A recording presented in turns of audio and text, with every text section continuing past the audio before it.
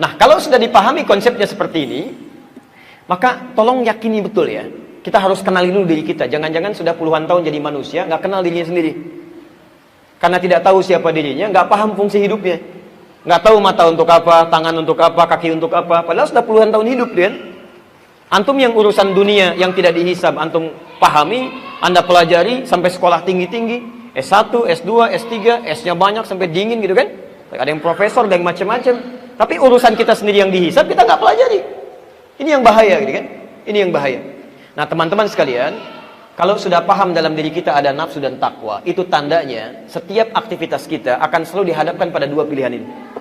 Anda mulai bangun tidur, itu pasti sudah mikir tuh. Karena dua dorongan itu mengarahkan pada dua hal itu. Nggak percaya silahkan. Baru bangun tidur sudah milih itu. Begitu bangun, plek, apakah mau gosok begini atau langsung diam begini? Apakah ke kamar mandi dulu atau misalnya ke wastafel dulu? Itu baru bangun tidur tuh.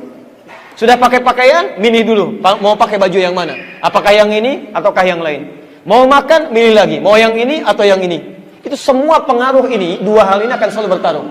Imma Anda pilih yang baik atau imma Anda ikuti keinginan nafsu ini. Yang jadi persoalan, ini nggak ada masalah. Yang jadi persoalan yang harus kita kenali konsep yang ini. Sepanjang Anda kenali cara kerja nafsu dan cara untuk membahasnya, maka dengan itu akan lebih mudah kita mengendalikannya. Sekarang kita mulai kenali bagaimana cara kerja nafsu menurut Al-Quran dan kenapa dia diciptakan. Kita bisa katakan begini, ya Allah, kenapa engkau tidak ciptakan kami dengan takwa saja? Seperti malaikat misalnya gitu kan? Kan kalau ada nafsu kita punya potensi salah. Kalau begitu Allah ciptakan kami untuk berbuat salah dong. Bagaimana cara menjawabnya? Kita lihat uraian Al-Quran. Sebetulnya gampang ya. Kalau diciptakan takwa saja, kenapa harus saya ciptakan kamu? Gitu kan? Cukup aja malaikat, kamu gak usah hidup ya. Tapi kita lihat nanti apa perbedaan manusia dengan malaikat. Saya hapus ini boleh? Alhamdulillah. Tenang aja ya. Saya udah 2 kali kesini, alhamdulillah. Ya, sudah datang sendiri, terangin sendiri, tulis sendiri, saya hapus sendiri, ya masya Allah. Antum lihat aja lah.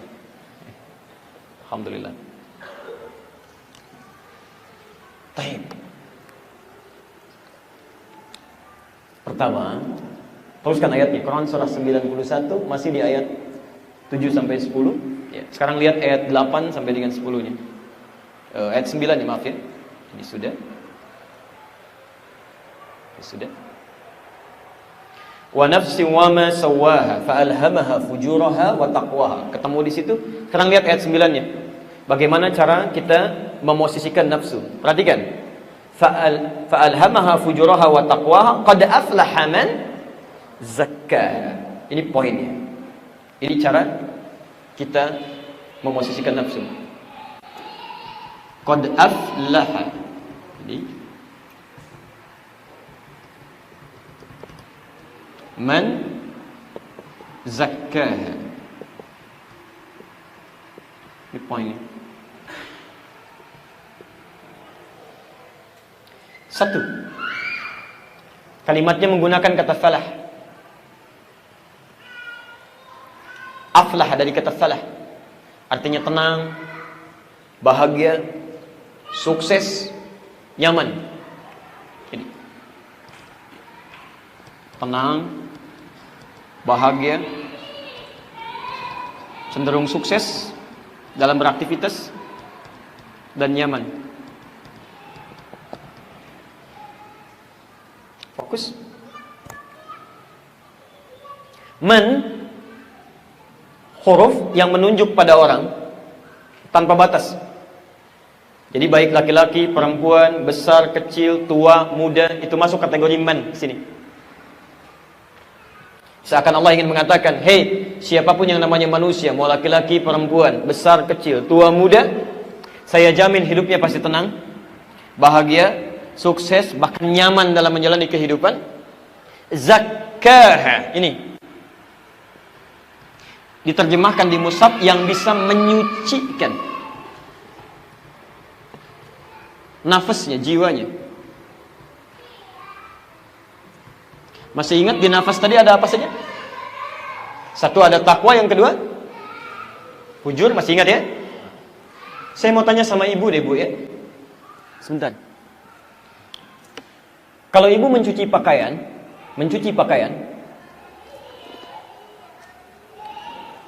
yang dihilangkan tuh kotorannya atau pakaiannya? Kotorannya kan ya? Bukan pakaiannya ya? Kalau pakaiannya dihilangkan, Masya Allah nggak akan selesai-selesai gitu kan? Ada kotoran buang gitu kan? Taib. Yang dihilangkan kotorannya, bukan pakaiannya. Perhatikan, Allah seakan ingin memberikan gambaran pada kita. Saat Allah menciptakan nafsu itu, bukan ingin menjadikan manusia menjadi kotor, bukan. Tapi ingin membuang sifat-sifat potensi yang tidak baik yang ada pada dirinya. Dengan cara menciptakan nafsu itu, mengangkat supaya takwanya itu muncul. Bahasa paling gampangnya begini, bahasa paling gampangnya. Saat Allah ciptakan takwa, ini ada sifat baik, saya turunkan, saya hapus sebentar.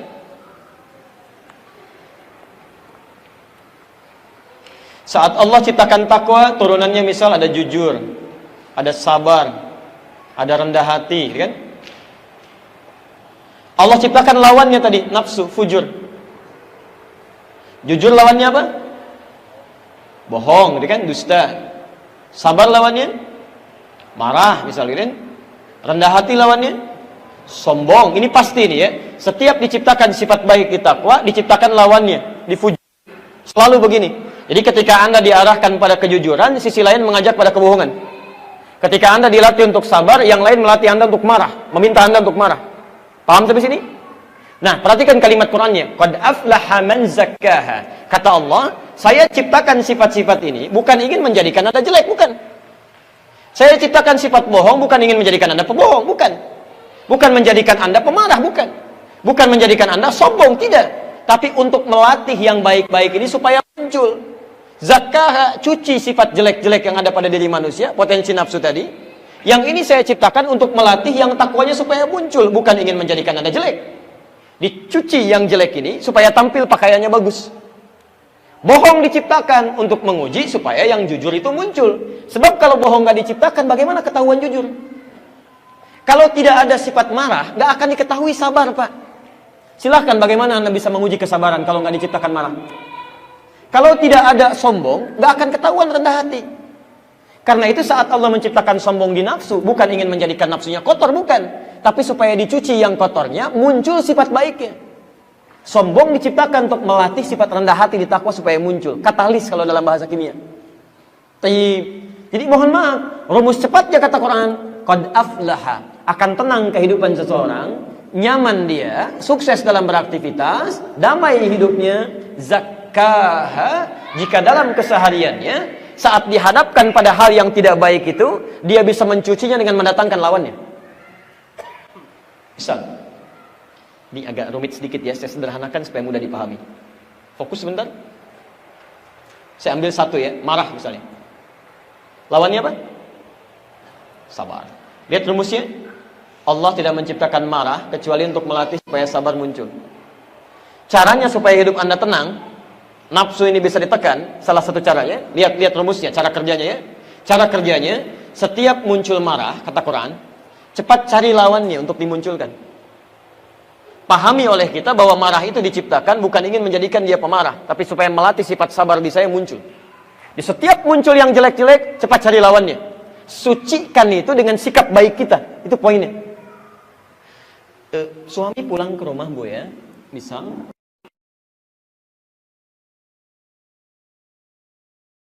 rumah marah-marah, apa salah orang rumah? Dan nunggu-nunggu ya 8 jam, 9 jam, anak mau main-main, tiba-tiba dibuka pintu, "Papa, diam kamu." Hah? Masya Allah kan. Datang istrinya, "Kenapa, Pak? Kamu lagi ikut-ikutan," misalnya gitu kan. Padahal nggak tahu apa-apa.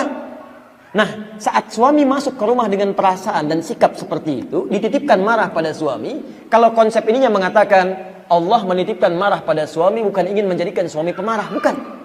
Tapi ingin melatih kesabaran pada diri ibu supaya muncul. Sebab kalau nggak dititipkan marah pada suami, ibu nggak akan siap dengan masalah-masalah, nggak akan muncul kesabaran. Jadi gampang caranya, begitu muncul marah, oh berarti ini sabar di saya yang harus muncul. Muncul marah di situ, Anda keluarkan kesabaran di situ, selesai masalah.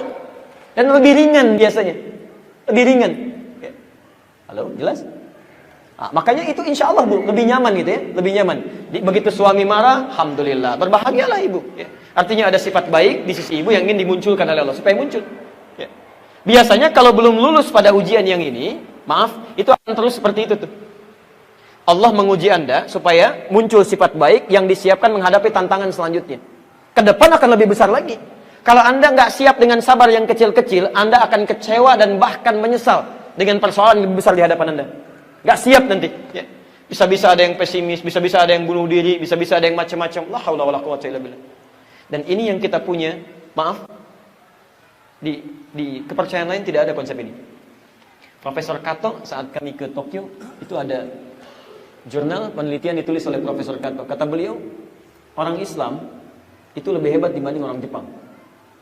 Orang Jepang itu sehebat-hebatnya bisa disiplin, kerja keras, rapi, tapi kalau punya masalah, bunuh diri juga. Nggak ada konsep ini. Orang Islam tidak, bukan orang Indonesia ya, orang Islam. Ya, sana kasih banjir sedikit stres ya. Orang kita kasih banjir berenang, Masya Allah gitu kan. Baik, jadi ada poin-poin tertentu yang memberikan ketenangan dalam jiwa gitu. Jadi kalau Anda bisa terapkan ini gampang. Menemukan yang jelek, cari lawannya yang baik. Antum pulang ke rumah Pak, lihat istri cemberut misalnya. Masya Allah, cemberut, fujur nih. Cari lawannya. Apa lawan cemberut? Senyum. Berarti Allah titipkan pada istri saya cemberut supaya saya senyum. Selesai. Assalamualaikum. Kayaknya kenal nih. Siapa ya? Selesai itu. Udah cair pelan-pelan. Kan? Tapi kalau antum lawan dengan sesuatu, dengan nafsu lagi, dengan fujur lagi, nggak akan selesai.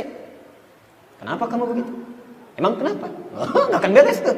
Ini sudah sampai kiamat kurang 2 hari, jadi aja begitu tuh. Ya. Ini poinnya. Begitu menemukan sesuatu yang tidak baik, cari lawannya yang baik. Ya. Memang tidak mudah ya, tidak mudah, tapi butuh praktek. Ustadz juga sama, mudah menyampaikan, tapi prakteknya belum tentu seperti kemudahan menyampaikannya. Makanya jarang ada ustadz ceramah bawa istrinya. Ini live yang saya nonton ya, Insya Allah. Baik. Ini konsep yang pertama. Pelan-pelan ya. Kita mumpung masih di dasar nih. Sebentar, paham sampai sini? Jelas ya? Baik. Saya pernah seringkali tampilkan kisah ini untuk memberikan gambaran lebih jelas dia. Ada seorang keluarga, satu keluarga saleh luar biasa, suaminya saleh, istrinya salehah, punya anak 3, sudah mulai besar-besar. Konsep ini dia pakai. Ya. Satu kali pulang suaminya ke rumah, dalam keadaan lapar luar biasa, lapar capek gitu kan, lapar capek. Istri punya kebiasaan makanan sudah siap, jemput di depan pintu, kemudian mulai dicium tangan suaminya, dibawa masuk gitu kan. Tapi qadarullah pada saat itu begitu datang, makanan belum siap Pak, masih di dapur. Ya, begitu dibuka pintunya, suami yang datang, ya, dia cium tangannya, persilakan masuk. Kemudian suami tunggu di meja makan, mah tolong bikinin dulu pengganjal katanya. Ya, saya bikinin mie ya Pak ya katanya, ya nggak apa-apa. Taib suami duduk di meja makan, ini kisah nyata ya, istrinya pergi ke dapur. Taib masak, dan sambil masak seperti itu dia bikinkan mie. Qadarullah karena pikirannya bercabang, garam 1 sendok yang akan dimasukkan ke dalam sayur itu pindah ke mie yang 1 mangkok itu. Dia aduk, dan dia nggak sadar. Dia aduk aja gitu ya. Udah selesai, dia datang pada suaminya dengan penuh senyuman, dia katakan, Pak silakan katanya, untuk ganjal dulu. Suami alhamdulillah, begitu dimulai cicipan pertama, ada sesuatu yang beda nih. Saya gini aja lah, antum pulang nih dari kantor, capek luar biasa, lapar, dikasih mie, garam 1 sendok. Apa respon antum tuh? Masya Allah, oh ini lain. Tidak, dia lihat ini. Masya Allah, garam rasanya apa? Asin. Apa lawannya? Manis. Begitu dia mendapatkan sesuatu yang asin, dia cepat cari lawan yang manis. Maka keluarlah kata-kata yang manis itu. Dia panggil istrinya, Ma, sini sayang. Masya Allah, anak 3 sudah besar, manggil sayang. Istri kan lain kan? Masya Allah, lihat. Sini, duduk samping papa. Lama rasanya kita nggak makan berdua katanya. Masya Allah. Ini betul nyata gitu kan? Kalimat yang sangat manis gitu kan? Ayo, duduk sini. Lama rasanya nggak makan berdua. Duduk di sampingnya. Ibu bagaimana dalam keadaan demikian? Dipanggil, suruh makan berdua. Luar biasa panggilan sayang. Belum selesai. Kalimat mautnya yang terakhir. Sini papa suapin. Luar biasa gitu kan. Maka diambil kemudian mie, disuapi, istri sudah berbunga-bunga. Begitu sampai suapannya ke mulutnya, merasakan ada yang aneh. Ini ciri istri yang terbaik, luar biasa. Jatuh istrinya. Jatuh, kemudian mencium kaki suaminya, menangis dia. Maafkan saya Pak, Mama nggak sengaja, maafkan saya. Kata suami, jangan begitu kan. Ini kan Papa cuma bilang ramah rasanya, kita nggak makan berdua. Sudah selesai. Akhirnya apa yang terjadi? Gara-gara asin garam itu 1 sendok, cinta tumbuh bersemi. hilang itu garam, hilang itu lapar, keduanya pergi ke dapur, masak sama-sama, Pak. Alhamdulillah gitu kan. Kadang-kadang Allah titipkan garam cuma setetes untuk memunculkan cinta kasih yang luar biasa. Yang jadi masalah garam 1 sendok karena kebanyakan ngaduk gitu kan. Yang terjadi masalah ini, masalah itu, masalah ini, masalah itu. Orang masalah cuma selesai dengan senyuman 3 detik, ada orang 3 tahun udah selesai-selesai. Ini poinnya. Teorinya memang mudah, prakteknya kita usahakan. Jelas sampai sini? Anda ikuti nafsu, cemberut, lawan dengan marah. Ini lawan dengan pukulan, lawan dengan melotot. Wa qad khaba man dassaha. Khaba itu.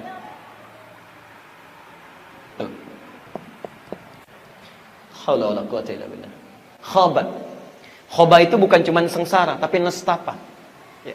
Sudah jatuh tertimpa motor, kan jatuhnya dari motor gitu kan, dia nggak naik tangga. Naik, jatuh, ketimpa lagi, jatuh, ketimpa. Artinya apa? Merasakan penderitaan yang bertubi-tubi. Ya. Jadi kalau orang tidak kenal dengan konsep ini, baru masalah kecil aja sudah nggak enak. Apalagi nggak mau diselesaikan. Ya. Mohon maaf, ya. Suami pulang agak terlambat kan, penampilan agak kurang seperti biasanya, mulai muncul. Nggak beres nih. Tapi nggak beres tuh nggak mau nanya. Terus dibawa sampai malam. Malam nggak mau nanya lagi, besoknya terus jadi masalah. Jadi masalah. Itu khaba namanya. Keadaan tersiksa, ada tidak adanya, jadi masalah.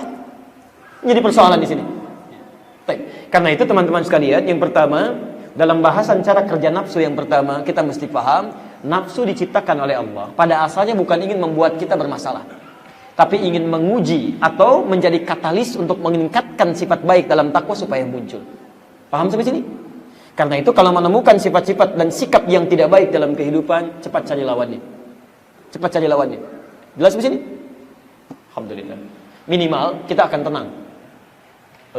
Saya beri contoh begini ya. Anda punya masalah dengan orang. Dia mencela misalnya kan, mencela, menghina Anda dan sebagainya. Tayyib. Anda maafkan misalnya. Ya, maafkan, sudah. Cela lawannya, sabar. Saya maafkan dia. Tapi dia nggak mau minta maaf. Tolong pahami konsep ini ya. Ketika Anda maafkan orang, memunculkan sifat takwa itu, maka yang pertama urusan Anda selesai dengan dia. Selesai. Karena urusan Anda selesai dengan dia, maka Allah akan hilangkan segala sekat di hati Anda. Anda nggak akan pikirin dia lagi, Anda lebih tenang lagi, Anda lebih nyaman lagi. Tapi urusan dia sebelum minta maaf pada Anda, belum selesai dengan Anda dan belum selesai dengan Allah Subhanahu wa Ta'ala. Jadi kalau orang selalu memunculkan sifat nafsunya, dia semakin gelisah, semakin nggak nyaman. Anda beruntung nggak mikirin dia, tapi Anda selalu akan dipikirkan oleh dia. Tidurnya nggak enak, nggak nyaman, bikin status tentang Anda, padahal Anda nggak ada masalah. Gak nyangka orang ini, nyangka tuh, ditulisin, terus muncul begitu, terus, dan gak akan nyaman. Dan setiap dia mengungkit Anda, Anda untungnya luar biasa. Setiap disebutkan nama Anda, pahala dia diberikan pada Anda, dosa Anda diambil sama dia. Jadi gak ada ruginya, gak ada ruginya. Hadis riwayat Muslim, nomor hadis 5611. Tukhadhu hadha min hasanati wa hadha min hasanati. Kalau ada seseorang berbuat baik, kemudian dia mencela orang lain, misal syatama hadza, dia mencela orang lain, pahala salatnya seketika diberikan pada yang dicela itu. Fa in faniyat hasanatuhu, kalau udah enggak punya modal kebaikan lagi, diambil kejelekan orang tadi, ya, orang yang dicela ini diambil kejelekannya, mohon maaf, ditimpakan kepada orang ini. Fatuliha finnar, maka dilemparkan dia nanti ke dalam neraka. Alhamdulillah. Ya. Jelas di sini? Nah, ini cara kerja yang pertama. Subhanallah.